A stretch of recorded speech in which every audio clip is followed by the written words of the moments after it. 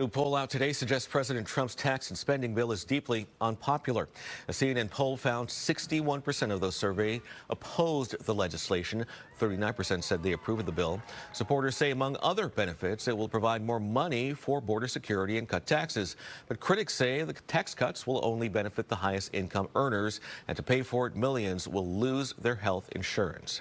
The bill includes about $1 trillion in cuts to the federal Medicaid program, Medi-Cal in California. That's the largest set of cuts to Medicaid in U.S. history.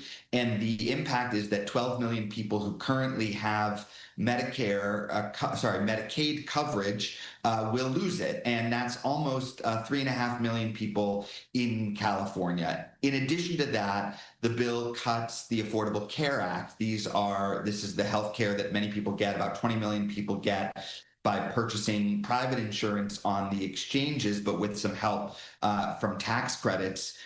Another 5 million people will likely lose their insurance because the costs of that insurance will just go up as soon as this fall.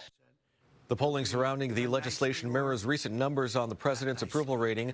A poll released over the weekend by The Economist shows 55% disapprove of the way President Trump is handling his job, compared to 41% who approve. That's the president's lowest approval rating in his second term.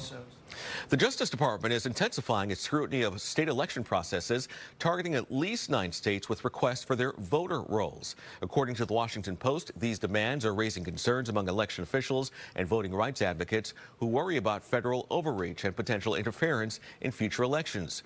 Critics say the DOJ's actions appear to be driven by unsupported claims of widespread voter fraud, something President Trump has repeatedly claimed was the reason for his re-election loss back in 2020.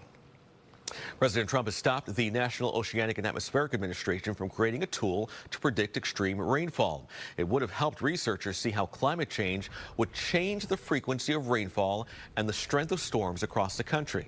Scientists say stopping the development of the tool will make more communities vulnerable to storms as they grow worse from climate change. The data of NOAA is usually used by city planners and state regulators to design roads and drainage systems that will withstand major weather events.